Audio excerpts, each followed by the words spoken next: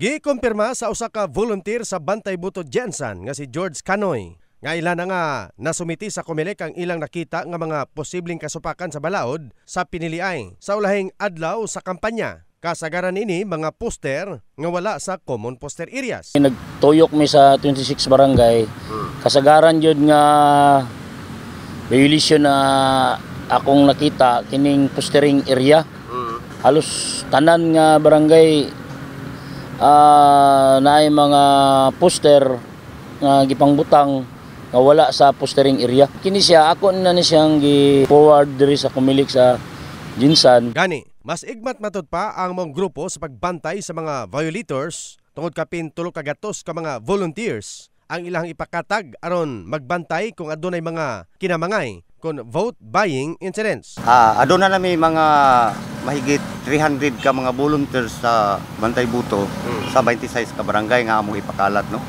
Kung nanawasan may lugar nga nakita nga diha magdarao sila sa mga vote buying sama sa Apupong, Alumpang, Patima, Lagaw, Bula, San Isidro,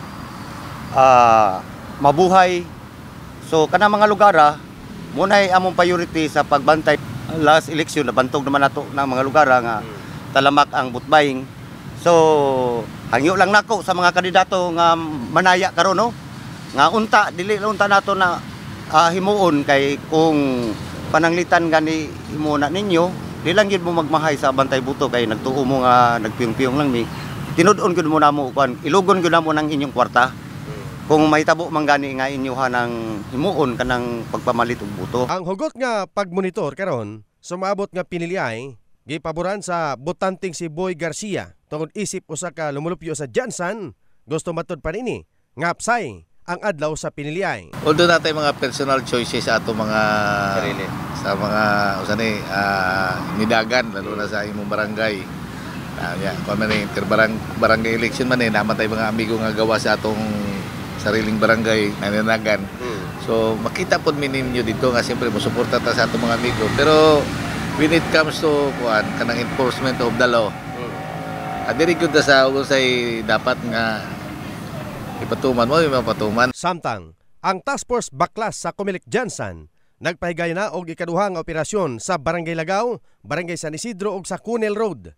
Karong adlaw, Oktubre 27 sa buntag. Gani adunay bahad si Comelec Regional Director Attorney Michael Abbas sa mga kandidato nga mosupak sa election code con laws. We are thinking of filing disqualification cases against these violators. Ayaw na namin magpatumpik-tumpik pa. Marami na kaming na-file na kaso. At with this result of Operation Baklas, we will see. Okay? Titingnan namin yung severity. Titingnan namin, imbestigahan namin. At kahit na nanalo yan, kahit sino pa yan, we will not hesitate to file disqualification cases. In the heart of changing lives, kini si Brigadier Jason para sa Brigada News Jensen, Brigada News.